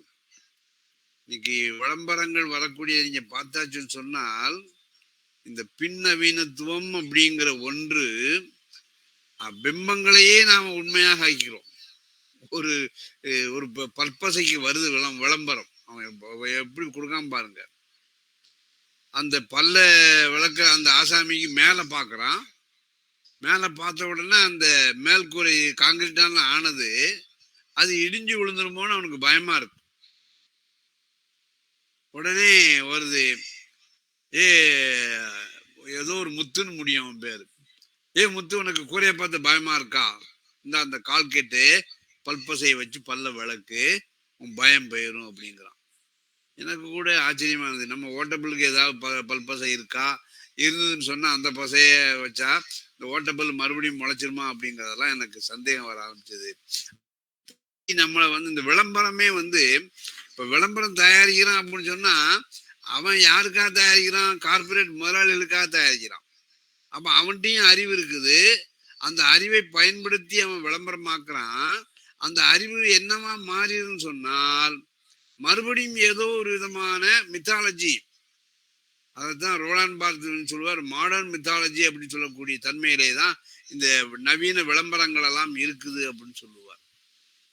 அதனால பெரியார் சொன்னதோ ஞானக்கூத்தன் கூட இதில் ஒரு கவிதையில சொல்லியிருப்பார். சோழர் காலத்தை வச்சு சித்தரிக்கக்கூடிய ஒரு திரைப்படம். அந்த திரைப்படத்துல வந்து சோழர் காலத்து அரண்மனையெல்லாம் நல்ல செட்டப் போட்டு நடிச்சிட்டு இருக்கிறாரு. அது திரைப்படத்துல எல்லாம் நீங்க அந்த தயாரிக்கக்கூடிய சூழலை பார்த்தாச்சுன்னு சொன்னா பணம் போடுறவன் ஒரு பெரிய கார்பரேட் ஆளா இருப்பான், டைரக்டர் இவங்கெல்லாம் இருப்பாங்க. அவன் செட்டிங் போடுறது வைக்கிறது எல்லாமே இதா இருப்பார். எம்ஜிஆரை பொறுத்தவரையிலும் அந்த செட்டிங் சரியா இல்லைன்னு சொன்னா அது எத்தனை கோடி செலவழிச்சாலும் தான் அவர் வருவார், செட்டிங் பார்ப்பாரு, செட்டை மாத்து அப்படின்னு சொல்லிட்டு போயிடுவார். அவன் அம்போன்னு உட்கார்ந்துருப்பான் திரைப்பட தயாரிப்பாளர். ஏன் அந்த சோழர் காலத்துல இருக்கக்கூடிய அரண்மனையில ரொம்ப உணர்ச்சிகரமா நடிக்கிறாரு. நடிச்சு அந்த ஷூட்டிங் முடிஞ்சிருது. ஒரு நிமிஷம் தான் ஷூட்டிங் முடிஞ்சதுக்கு அப்புறம் எல்லாமே இருட்டாயிருது. இவர் இன்னொரு பக்கத்துல வந்து அந்த திரைப்படத்துல சோழனா நடிச்ச ஆள் என்ன செய்யறாரு? ஒரு சிகரெட்டை பத்த வச்சுட்டு புஃப் புஃப்னு புகைய விட்டுட்டு இருக்காரு. இதுதான் இன்னைக்கு திரைப்படங்கள் நம்ம பார்க்கக்கூடிய மனதுல வந்து நிதர்சனம் உண்மையான சமூகம் எப்படி போய்கொண்டிருக்கிறது என்பதை மடைமாற்றம் செய்யக்கூடிய ஒன்றாக இருக்கிறது என்னதான் அன்னைக்கே அவர் சொல்லியிருந்தார். ஞானக்கூத்தனும் இந்த சோழர் சாம்ராஜ்யத்துல நடிக்கக்கூடியவனும் அவன் நடிச்சு முடிச்ச உடனே சிகரெட் பற்ற வைக்கிறதையும் பற்றி ஒன்னு சொல்லி இருப்பார். இந்த அளவுல ஞானக்கூத்தன் கவிதைகள் மரபிலே மரபானது இன்றைக்கு பலரால் ஏமாற்றப்பட்டு ஏமாறக்கூடிய ஆள்கள் இருப்பதனாலே திரும்ப திரும்ப முன்வைக்கப்படுகிறது அப்படின்னு ஞானக்கூத்தனுடைய பகடித்தன்மையிலே அது மாற்றத்தை வெளிப்படுத்தி இருக்கிறார். ஆனால் பெரியார் பின்னவீனத்துவ தன்மையிலே அவர் திரைப்படங்கள் அல்லது மின்னணு ஊடகங்களாக இருந்தாலும் சரிதான், அச்சு ஊடகங்களாக இருந்தாலும் சரிதான், எப்படியெல்லாம் இந்த பின்னவீனத்துவ தன்மையானது ஏமாற்றவும் ஏமாறக்கூடிய ஆட்கள் இருப்பதை தெரிந்து கொண்டு என்னென்ன வகைகளிலெல்லாம் ஏமாற்றலாம் என்பதை அறிவானதே இங்க என்ன ஆயிருது? வியாபாரத்திற்கான ஒரு பொருளாக மாறிவிட்டது அப்படிங்கிற ஒரு ரங்கலாய்ப்பை எல்லாம் முனைவர் அந்தோணிராஜ் அவர்கள் நமக்கு அப்படியே என்ன சொல்றது உசுப்பி விட்டார்கள் என்றுதான் சொல்லணும். அந்த அளவுக்கு நான் நன்றி பாராட்டி கொள்கிறேன். வழக்கமா வரக்கூடிய நண்பர்கள் எல்லாம் சென்னையில இருக்கிற காரணத்தினால என்னையும் சென்னைக்கு வர சொன்னாங்க. நான் என்னுடைய உடல் நலம் கருதி ஏற்கனவே நான் 2 மணிக்கு தான் கூட்டம் ஆரம்பிக்குது. நான் 2:30க்கு அங்கேருந்து ட்ரெயினுக்கு புறப்படணும். அரை மணி நேரத்துக்காக நாங்க 4000 ரூபா 5000 செலவழிச்சுட்டு போக முடியுமா அப்படிங்கிற ஒரு இருக்க முடியாது, நண்பர்களோடு பேச முடியாது அப்படிங்கிறதுக்காக நான் போக விரும்பல. அந்த மாதிரி சந்தர்ப்பத்திலே அவர்கள் கலந்துரையாடல் இருக்கிற காரணத்தினால இப்போ நாம ஒரு 10 நிமிஷம் ஏதாவது உங்களுடைய மனசுல என்ன கேள்விகள் வேண்டுமானாலும் நீங்கள் கேட்கலாம். முடிந்தால் நாங்க சொல்றதே இறுதியான இது இல்லை. பெரியார் சொன்ன மாதிரி நான் சொல்றேங்கிறதுக்காக நீ ஒத்துக்காத, யோசி, சிந்தி, மாறணும்னா மாத்திக்கோ. ஆனால் நீ சுயமானம் சுய மரியாதை உள்ளவனாக இருப்பதற்கு என்ன மாதிரி செயல்பட வேண்டுமோ அது மாதிரி செயல்படுன்னு சொல்லுவார். அந்த தன்மையிலே தான் இன்னும் நிறைய சம்பவங்கள் தமிழ்நாட்டில் நடந்துகிட்டே இருக்குது. உதாரணமா நீங்க பார்த்தாச்சுன்னு சொன்னால் இங்க திருநெல்வேலியில வந்து புத்தக கண்காட்சி நடக்கிறது. அந்த புத்தக கண்காட்சி வந்து அதுக்கு யாரு ஒரு அமைப்பாளராக இருப்பாங்கன்னா மாவட்ட ஆட்சித்தலைவர் தான் அதுக்கு இதா இருப்பார்.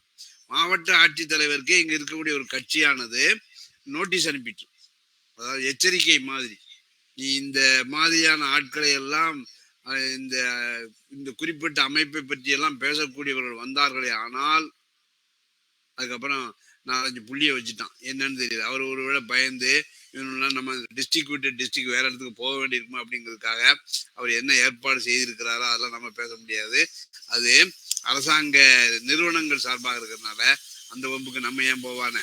இருந்தாலும் கூட நாம 30ஆம் தேதி என்னதான் தொடங்குது.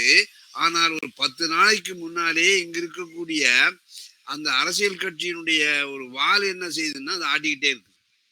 அது என்னைக்கு போனாலும் திடீர்னு கீழே விழந்தான் செய்யும். வேற ஒரு கட்சி இருந்ததுன்னு சொன்னா இந்த வால் இன்னொரு இடத்துல போய் வெட்டிக்கிடும். அதெல்லாம் இந்த இவனுக்கு பொதுமக்களுக்கு தெரியாது இல்ல. அதனால அந்த மாதிரியான ஒரு சூழல் தான் நிலவி கொண்டிருக்கிறது. அந்த தன்மையில நாங்க 2 பேரும் பேசியிருக்கிறோம். இது சம்பந்தமாக உங்களுக்கு ஏதாவது நீங்கள் சொல்ல வேண்டும் என்று சொன்னால் ஒரு ஒரு 10 நிமிடம் நாம் 8:30 வரைக்கும் வைத்துக் கொள்ளலாம். 8:30க்கு மேல நம்ம நடத்தக்கூடாது என்று அந்த அமைப்பானது நமக்கு சொல்லியிருக்கிற காரணத்தினால 8:30 வரைக்கும் நீங்கள் ஏதாவது இருந்தால் சொல்லலாம்.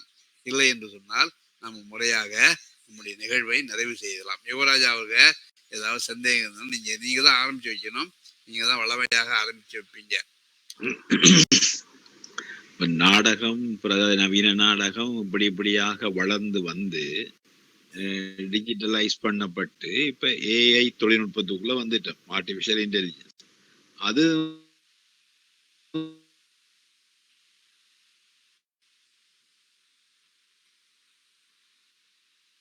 சரியா கேட்கல. ஒரு போக்க பார்த்தா ஆ.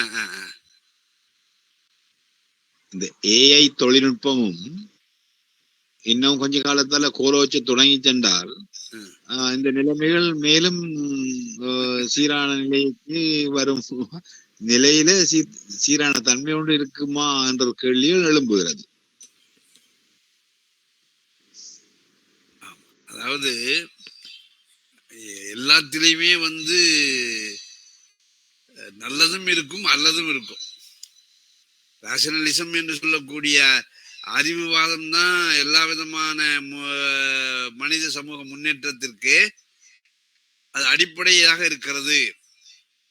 ஆனா அதற்கு பின்னால வரக்கூடியவர்கள் அதை பற்றி எல்லாம் கருத்து மாறாக சொன்னார்கள். அறிவுவாதம் அப்படிங்கிறது அவர்கள் எதிர்த்தரப்பு அறிவுவாதம் என்ற ஒன்றே வைத்தார்கள்.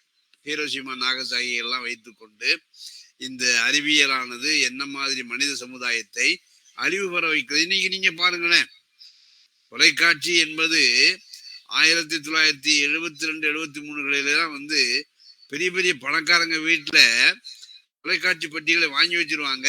முதல்ல நம்ம இலங்கையிலிருந்து வரக்கூடிய அந்த இலங்கை தொலைக்காட்சி நிகழ்ச்சிகள் தான் இங்க பார்த்துட்டு இருந்தாங்க.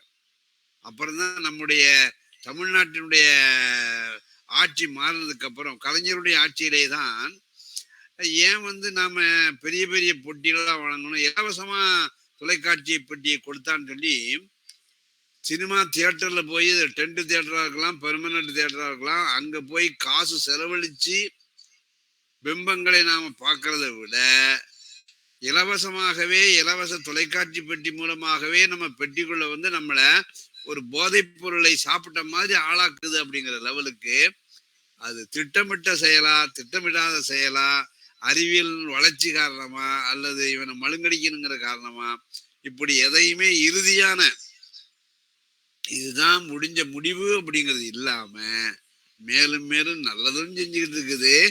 ஆனால் இந்த கும்பல் கலாச்சாரம் என்று சொல்லக்கூடிய மாஸ் கல்ச்சர் இருக்கு பார்த்தீங்களா, அந்த மாஸ் கல்ச்சரை வந்து அவன் வந்து யோசித்து பார்க்க முடியாத அளவுக்கு இன்னைக்கு இருக்கக்கூடிய எல்லா தரப்பிலான ஊடகங்களும் ரொம்ப கவனத்தோடு செயல்பட்டு கொண்டிருக்கின்றன அப்படிங்கிறத நாம சொல்லணும். அதனால நாம என்ன செய்யணும், ஒருவேளை வேற விதமா வரலாம். நீங்க பார்த்தாச்சுன்னு சொன்னா சேகுவேரா வந்து அவருடைய தாடியினாலே மக்கள் மத்தியிலே ஒரு மனசுல இடம் பெற்றவரா இருக்கும்போது அவருக்கு எதிராக இருக்கக்கூடிய ஒரு அரசாங்கம் என்ன செஞ்சுதான் அந்த தாடியில் இருக்கக்கூடிய முடிகள் எல்லாம் உதிரக்கூடிய அளவுக்கு ஒரு நச்சு ஒன்ற அந்த பகுதியில அவர் இருக்கக்கூடிய இடத்துல அனுப்புனாங்கன்னு ஒண்ணு சொல்லுவாங்க. அந்த இமேஜை கூட இல்லாதபடி ஆக்கக்கூடிய அளவுக்கு அறிவியலானது செயல்பட்டு கொண்டிருக்கிறது. இப்படியெல்லாம் நிறைய விஷயங்கள் இருக்கிறது. ஆனால் நல்லதும் நடக்கும். நல்லது என்று சொல்லிக்கொண்டு சில தீமைகள் நடக்கிற போது அப்பப்போ இருக்கக்கூடிய உலகத்தை நோக்கக்கூடியவர்கள், பார்க்கக்கூடியவர்கள் தங்களுடைய சித்தாந்த கருத்துக்களை எல்லாம் சிந்தனைகளாக வைப்பார்கள். நாம் என்ன செஞ்சுட்டு இருக்கிறோம்? விவாதிச்சு இது எதற்காக இது அடையாளப்படுத்தப்படுகிறது, இந்த ஒலியானது எதை அடையாளப்படுத்துகிறது, இது நமக்கானதா அல்லது அவர்களுக்கானதா என்று அந்த இதுல வச்சு நிறுத்தி பார்ப்போம். ஆனால் நமக்கு ஓரளவுக்கு பெரியாருடைய சிந்தி நான் சொன்னதுக்காக ஏத்துக்காத செயல்படு அப்படிங்கிறது ஒருவேளை சாத்தியப்படலாம், அல்லது இதை விட வேறொரு நிலைமையும் கூட நமக்கு தோன்றலாம். வேறு யாராவது நமக்கு கேள்விகள் கேட்கிறாங்களா? நிறைய பேர் புது இருக்க வந்திருக்கிறாங்க. எனக்கு ரொம்பவும் சந்தோஷமாக இருக்கிறது. தற்செயலா நடந்ததா அல்லது நடக்கிறாங்கல்ல, தூய செவேரியார் கல்லூரியில முதலாண்டு மாணவர்கள் ஒரு தாழ்வுண்டு, அது தன்னாட்சி கல்லூரி அப்படிங்கிறதுனால அவங்க விருப்பப்பட்ட ஒரு பாடத்தை ஏதாவது ஒன்றை வைக்கலாம். நாங்க படிக்கிற போது கிறிஸ்தவ இலக்கியம் சொல்லி ஒரு பேப்பரை கொண்டு வந்தாங்க. அது மாணவர்கள் மத்தியில ஒரு பெரிய கொந்தளிப்பை ஏற்படுத்துச்சு. அதுக்கப்புறம் அந்த பேப்பரை எடுத்துட்டாங்க. ஆனா அதே மாதிரி இப்பொழுது ஒரு தாள் வச்சிருக்கிறாங்க, பெரியாரியம் அப்படின்னு சொல்லி ஒரு தாள் வச்சிருக்கிறாங்க. அதை சொல்லி கொடுக்குறவங்க என்ன மனோபாவத்தோடு சொல்லி கொடுக்குறாங்க அப்படிங்கிறதெல்லாம் மாணவர்களுக்கு தான் தெரியும். அந்த மாணவர்கள் நிறைய பேர் பெரியாரை பற்றியும் சொல்லக்கூடிய செய்திகள் நிதர்சன உலகத்துல எப்படியெல்லாம் இருக்குது. இதே இன்னைக்கு சன் டிவியில பார்த்தாச்சுன்னு சொன்னா அவன் போற நாடகங்கள்லாம் எவ்வளவு அபத்தங்களாக இருக்கிறது அப்படின்னு சொல்லக்கூடியவங்க ஒரு 2 பேரை உரையாளராக வைத்துக்கொண்டு தமிழகம் முழுவதும் ஒரு 40-50 படிக்கக்கூடிய இளைஞர்கள், சிந்திக்கக்கூடிய இளைஞர்கள் மத்தியில பெரியாரை பற்றிய ஒரு விவாத மேடையை அமைத்திருக்கிறார்கள். அதுல பார்த்தாச்சுன்னு சொன்னா அதாவது ஒரு 25 வயசுக்கு உட்பட்டு இருக்கக்கூடிய ஆண்களும் பெண்களும் அவங்க வைக்கக்கூடிய கருத்துக்களை எல்லாம் பார்க்கிற போது இந்த மாதிரியான ஒரு இளைஞர் பட்டாளமானது தமிழ்நாட்டிலே உருவாகக்கூடுமையானால் எனக்கெல்லாம் நம்பிக்கை அப்படிங்கிறது 40 வயசுக்கு மேற்பட்ட ஆணோ பெண்ணோ நாம நம்ப தயாரா இல்லை. அந்த இளங்கலை முதுநிலை படிக்கக்கூடிய அவர்கள் எந்த பிரிவை வேண்டுமானாலும் இருக்கலாம், சயின்ஸ் பிரிவு மாணவர்களாக இருக்கலாம் அல்லது கலைப்பிரிவு மாணவர்களாக இருக்கலாம். அவர்களிலே அந்த உள்வட்டத்தில் இருக்கக்கூடிய ஒரு 50-60 பேர் ஒவ்வொரு கல்லூரியை சார்ந்தவர்களும் முனைப்பாக செயல்பட்டு பொதுமக்களிடம் அல்லது குடும்பத்தாரிடம் சென்று சேருகிற பொழுது இந்த பிம்பத்தன்மையானது மாறி மெய்மைத்தன்மையானது உருவாவதற்கான வாய்ப்பு இருக்கலாம். ஆனா அந்த அளவு வராதபடிக்கு இன்னைக்கு இருக்கக்கூடிய ஊடகங்கள் எல்லாமே முழு வீச்சிலே செயல்பட்டு கொண்டிருக்கின்றன. கிரிக்கெட்ல நீங்க கிரிக்கெட் பார்க்கறத விட அந்த மேட்ச்ல ஆடுறவனை விட அந்த கிரிக்கெட்ல இன்னொரு மேடையில அரையும் குறையுமா ஆடை உடுத்தின பெண்கள் எல்லாம் ஆடிட்டு இருப்பாங்க. அதை பார்க்கறதுக்காக டிவியில நிறைய பேரு என்ன மாதிரி ஆடுறா பாரு அப்படின்னு கிரிக்கெட் ஆடுற மேட்சை விட்டுட்டு ஆடுற பெண்களைத்தான் பார்க்கிறார்கள். அந்த அளவுக்கு இந்த ஊடகங்கள் செயல்பட்டு ரொம்ப திட்டமிட்டே செயல்படுகிறார்களோ இங்க எண்ணமானது நமக்கு ஏற்படுகிறது. வேற யாராவது கேள்விகள் கேட்கிறீங்களா? நானே பேசிக்கிட்டே இருக்கிறேன். சார் வணக்கம் சார். சொல்லுங்க.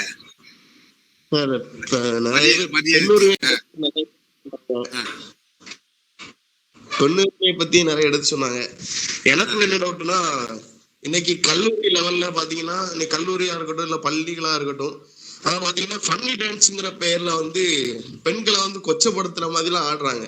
சரியா? மத்த எல்லாத்துக்குமே வெடிக்கிற ஒரு போராட்டம், ஒரு பெண்ணை கற்பழிக்கும் போது ஒரு போராட்டம் வருது.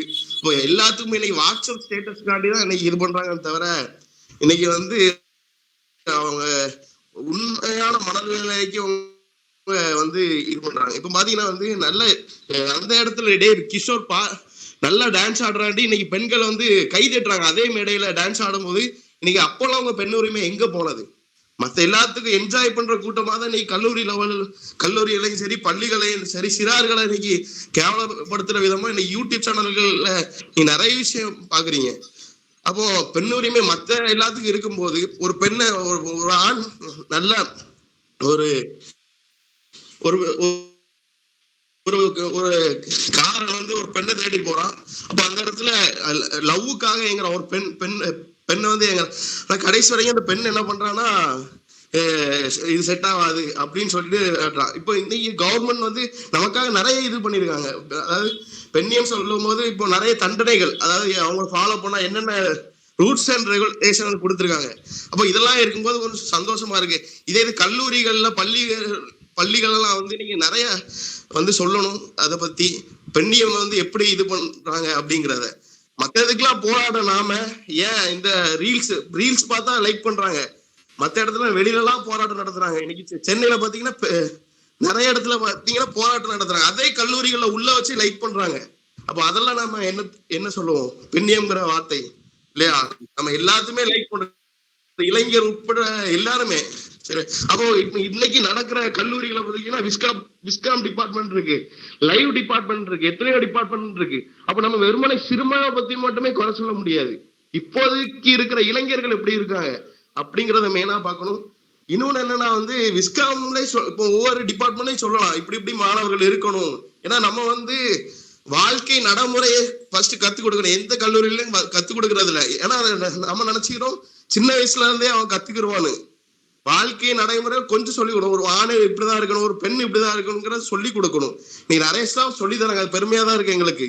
வாழ்க்கைன்னு ஒவ்வொரு இதையும் சொல்லி தந்தா எங்களுக்கு வந்து இன்னும் நல்லா இருக்கும். இப்ப அந்தோனிராஜ் சார் அருமையா பேசினாங்க, எங்க ஸ்டாஃப் நல்ல பெண் இதை பத்தி எடுத்து சினிமாவுல இப்போ நிறைய இதை பத்தி சொன்னாங்க, ரொம்ப அருமையா இருந்துச்சு அவங்களுடைய பதிவு. இன்னும் நிறைய விஷயங்களை வந்து மாத்தணும், வெறுமனே ரூல்ஸ் அண்ட் ரெகுலேஷன் மட்டும் போட்டா பத்தாது, கவர்மெண்ட்ல இருந்து நல்லா ஸ்ட்ரிக்டா ஃபாலோ பண்ணணும். அது மட்டும் தான் சார். தேங்க்யூ. மரிய நிதின் அவர்கள் ஒரு கற்கக்கூடிய பருவத்திலே இருக்கக்கூடியவர்கள், கற்பிக்கக்கூடிய ஆசிரியர்கள் அல்லது நிறுவனங்கள் எப்படி இருக்காங்க அப்படிங்கிறத பொதுவாகவே நாம் எல்லா நிகழ்ச்சிகளிலேயும், நான் ஒரு நிகழ்ச்சி ஒரு 25 ஆண்டு நிறைவு விழா மன நிகழ்வுல ஒரு நிகழ்ச்சி ஒன்று போட்டிருந்தேன்.